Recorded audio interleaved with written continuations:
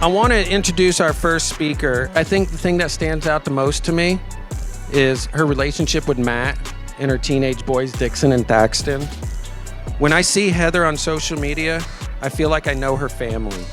She walks the walk, she talks the talk, and through that, she's built an enormous business, an enormous following, some great contacts. She's extremely humble. I've told you some of them, but she's been in the space for 25 years right now. And she's founder and CEO of Choice Media and Communications. She's going to talk today about branding in the space. Everybody put your hands together for Miss Heather Adams. Good morning. How is everybody? I appreciate y'all coming this morning. I, like you, own a business. I understand what it means to be in this season right now of tumultuous times, uncertainty, all of the things, right? And so what we're going to talk through today is how for you to know your story so that when you are communicating with your ideal customer, they actually engage and act. When Sean was just talking, I was thinking about, I advise, I'm an AOPI from the University of Georgia. I'm a proud Bulldog. And I advise the AOPI chapter at MTSU, and I have for 20 years. And one of the things, I'm in charge of recruitment with the women, and one of the things that I tell my women every single year is people join people. You can tell them how great your grades are. You can tell them how many awards you've won on campus. You can tell them all the activities you're involved in. But if they don't like you, they're not going to want to be an AOPI. And I think that applies in our industries as well, right? So what we're going to talk through today is how for you to take your personal branding to form connections with your ideal customer so that when it's time for that client to act, they think about you and they engage with you. So Sean listed off several things. I'll tell you, I am almost to 30 years of being a publicist and a communications professional. And I've launched more than 100 New York Times bestsellers. I've worked with people like John Maxwell, Dave Ramsey, Marcus Buckingham, Ashley Flowers, the #1 female podcaster in the world, second only to Joe Rogan out of all podcasters. I know what it means to build a brand, and I know what it means for you to communicate effectively and well with your ideal customer. So I'm going to talk through a little bit about, here's a handful of people. There's Mike and Dave. Y'all probably know them from in town. There's Ashley when we were at GMA. Ernie Johnson is a client of mine. That was when we were at Stephen Colbert. I mean, even Sean Lowe, The Bachelor, for those of you Bachelor fans, I've worked with him. Storytelling is an art, and you have got to be an effective communicator to get people to engage. And storytelling is not just telling people how you grew up and how you got your business and all of the things. There is a real art and nuance to it. And so what I want you to do first is interview yourself. And we're going to walk through these questions specifically. Number one is, what makes you unique, stand out, different, and distinctive? There are 1 million realtors out there. How many did you tell me, Sean, are in Nashville alone? 14,000? Okay, 14,000 people in our town alone that you are competing with. How are you different than all of those? We've got to figure out what it is that makes you distinctive. Second thing, what motivates you to be who you are? What is your why? What lights a fire in your belly and makes you get up in the morning and continue to do this even when it's hard? What is that for you? The third question, how would the people who know you best describe you? Like, think of the adjectives that they would use to describe you. What are those? Your partner or spouse, your best friends, your colleagues, the people that know you most intimately. What adjectives would they use to describe you? If someone were to draft you on their team, what would they ask you to do that would fire you up? I immediately think of something. Do y'all immediately think of something that if somebody were to draft you, like you know exactly what you would be responsible for? And then this last question is, what bold decision have you made or would you make to stay true to who you are? I'll tell you what mine is. I have an all-female team. I will never hire a man. That is a bold decision, right? I've done it once. It did not prove well. Because of the kind of business that I have built, the culture, the work environment, the work that we do, and what I want to change as a female entrepreneur for the women coming behind me, I will always hire women. It's like Chick-fil-A is closed on Sunday. That is a bold decision, right, to be closed on Sunday. But I can't remember the stats, but they are like crazy higher percentage-wise than their next competitor, even being closed one day a week, right? So what is your bold decision for you? Leading is about charting a course and following that course. So I want to talk through this. I love this quote so much from Marty. A brand isn't what you say it is, it's what others say it is. How many of you know who Glenda Baker is in Atlanta? Every one of you should know who Glenda Baker is. If you are not following her on TikTok and Instagram, you need to get out your phone and follow her immediately. She is a brilliant realtor in Atlanta who is absolutely freaking killing it. Atlanta is where I'm from. My mom and dad still have a property there. The house that I grew up in burned down several years ago, and Sean got them their new home here. And when I get ready to sell that property for them, I will call Glenda. I don't even know Glenda. And I have friends that are realtors. I grew up there. I have tons of friends that are realtors there that could help me. I'm going to call Glenda. You know why? Because I have this perception of Glenda that she is a badass deal maker in Atlanta, Georgia that will get the job done for me, right? You should be paying attention to people in your industry like Glenda and what she's doing to make a name for herself and how her communications are fueling the perception that people have about her in business. So perception leads to people's reality, whether it's true or not, y'all, right? Whether it's true or not. So first, you've got to know yourself. That's why that interviewing yourself is really key. If you don't know why you're distinctive from every other realtor in Nashville, then you're not going to be able to communicate well about that and convince your client to go with you over all the other 14,000 people in town, right? Authenticity matters so significantly.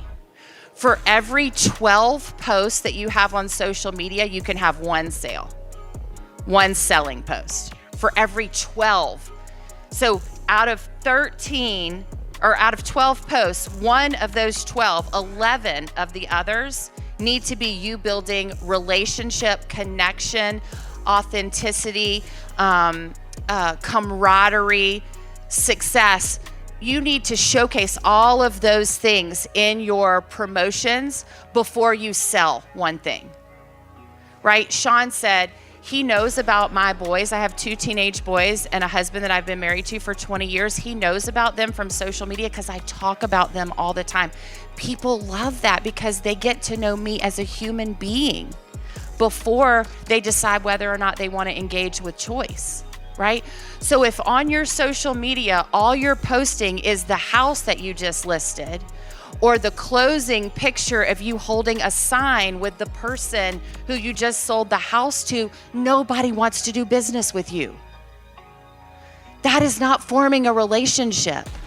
It makes that one person that you tagged, that you sold the house to when you closed the deal, it makes them feel good, right? And it shows the person that you are listing the house with, oh, I'm promoting your business. I mean, your house, I'm putting it on my social media feed. But if nobody cares about you, they're not going to want to do business with you, right? And those two examples are not going to show them who you are as a human being and why a home is so personal. It's the most personal thing we have to hand over and do business with somebody else, right? So real influence is about owning real estate. See what I did there? In someone else's mind, right? So going back to what I said about my AOPI girls, people join people. If the people that interact with you, whether it's an email or a newsletter or a podcast interview or your Instagram account, however they're engaging with you, even if it's in person, they are building a perception about you, and that's what determines whether you have influence over their decisions or not. So, what do you want people to rave about? I would love to hear some examples of this. Like, when you have a customer and you have had, this amazing successful partnership and you have knocked it out of the park and they are like on fire telling everybody about you, what do you want them to be saying? Anybody? That you were urgent? That you handled it urgently? Yeah, I love that. Especially in the market, right? Like, I want to get and be done with this. Yeah. Excellent communication. Hey, Chris. You want them to say that you took care of them, right? And your over communication with them is key to that. How you made them feel, like that you loved them well, that you nurtured them, that you cared for them, right? That they felt like they were in good hands with somebody. I love those examples. We need to be consistent, repeatable, and we have to have an emotional appeal. People are buying homes based on emotions, right? That's why when we put our houses on the market, you make us take all of our personal items out of it. Is you don't want my pictures of Dixon and Thaxton when they were 5 on the wall because you want people to see themselves in my house and not Dixon and Thaxton in my family, right? So people are making decisions with emotions. You've got to tug on that. You've got to push the knife into their pain point, right? Their pain point might be, I got to sell this house fast. Their pain point might be like mine, like I cannot get my mom and dad to get rid of the property in Atlanta. I don't know why I can't get them to get rid of it. They have a beautiful home here. But they have this emotional connection. They lived there for 45 years. That's where we grew up. And I think they're having a really hard time with it. But when we are ready to sell, I want that to be over and done and painless, right? So here's your toolkit. These are the elements that you need from a communications standpoint to do this job. Number 1, you need a tagline. This is just a few words. So mine at Choice is we make you known. When you hear that, you know what we do for people, don't you? It comes from our mission.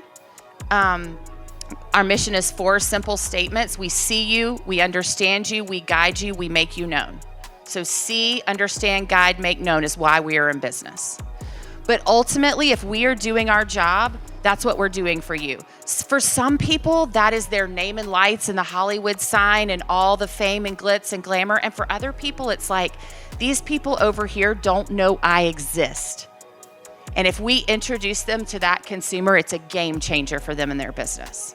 It's making them known to that audience, right? But that's what we do. You need a really succinct, concise tagline that immediately strikes at the felt need and pain point of what you're delivering. How are you solving a problem for your client? And you're delivering that through the tagline. The second thing is your elevator pitch. This is the 1 to 2 sentences about what you do. Ours is really simple. It's people come to us for 3 reasons. They have 10 oars in the water, they don't know which to paddle first, and they're looking for clarity and a communications roadmap. The second reason they come to us is they're looking for an audience. They need access to people and they don't know how to go after them. And the third reason they're coming to us is for exposure. They want to leverage our deep standing relationships with major national media. They want to be on the Today Show. They want to be in People magazine. They want to be in the New York Times. And so they hire us for that. Those are the 3 reasons that people come to us, and that's what we do for them. So you've got to come down to, and I can tell that on an elevator ride, right? I can share that with you really succinctly. If it takes you 10 or 15 minutes to explain to somebody why you're valuable to them, you have lost them. It's got to be quick, but it has to be impactful. And you have to, at the end of the day, go to their pain point. What is the problem that they have that you are solving for them? They've just moved here. They don't know anywhere. They don't know what neighborhoods. They don't know what part of Nashville. There's 500 people a week moving to Nashville. There are all these, crazy situations with housing. Y'all know all of this better. That's their pain point. Whatever their specific pain point is, you've got to push into how you solve that for them. There's going to be a paragraph about you, and I want you to have 2 things in that paragraph that showcase how you're going to serve them. Number 1 is experience, expertise, authority. Why are you the expert that they should choose to go with? And number 2 is success. How have you delivered this for other people previously? The overview is, think of like a 1-pager. Like y'all might have flyers, or you might have things that you share in open houses, or I don't know your industry as well, so y'all know how you communicate with potential customers. But think of it as like a 1-sheet. Like take old school resume. Remember when we could only have a resume be 1 sheet, and we wanted everything on that 1 sheet? It's really high level, and it should be visually appealing. Your industry is so visually driven. You need your face on every single thing you do. You've got to be in front of your camera, right?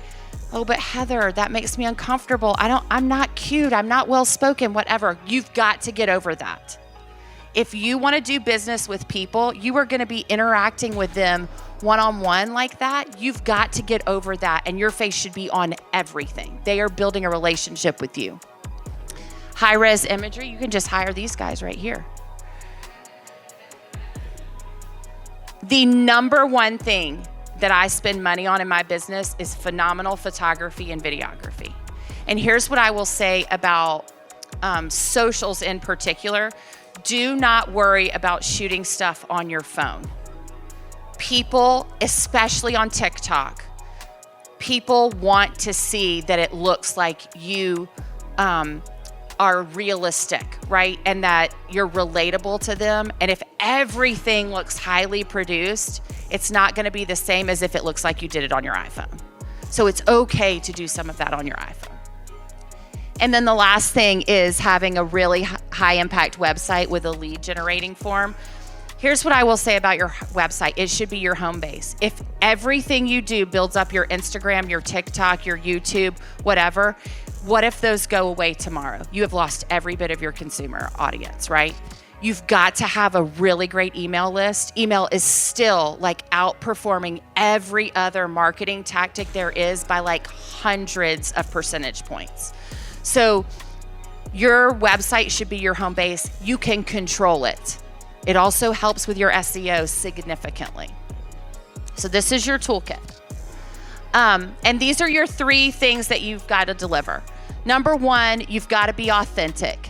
Your stories have got to be real, not contrived. People are going to see right through that. Number 2 is you have to know your audience. And again, why should they act right now? I would imagine it is really difficult to have a relationship with someone for 10 years before they sell their house with you, right? Like you've got to have people selling their houses all the time, right? You can't wait 10 years till that person decides. So you have to make it feel urgent. And then the last thing is audacity. Like you've got to have that impact. Know what it is, again, that makes you distinctive. Those 3 things really give you that recipe for a compelling story. How many of you know who Michael Phelps is? Arguably the best swimmer of all time, right? The most decorated Olympian. It's that competitor's hyperlinks to a video. So when Michael was in the London Olympics, he was saying it was his last Olympics. And there was, you know how they do all these different events, right? He didn't just swim one thing, he swam like 85 things. And there was this one event where this guy from South Africa named Chad Leclos was his biggest competitor. And Chad beat him, don't play it yet. Chad beat him in this 200-meter butterfly, okay?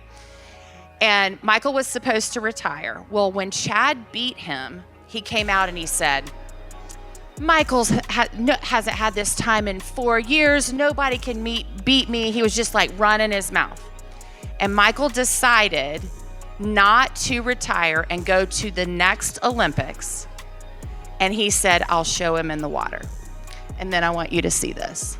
Okay, so I don't know if you noticed, but in that last lap, every single time Chad Leclos came up, he looked at Michael Phelps. And every single time Michael Phelps came up, he looked at the goal. What happens so often in business, I don't care what industry we're in, is we take our eye off of our goal. We're so worried about what these people next to us are doing. We pay attention to their socials. We pay attention to what speaking engagements. We pay attention to how many houses they've closed. We look at all of that and we take our eye off of our lane. We have to quit doing that.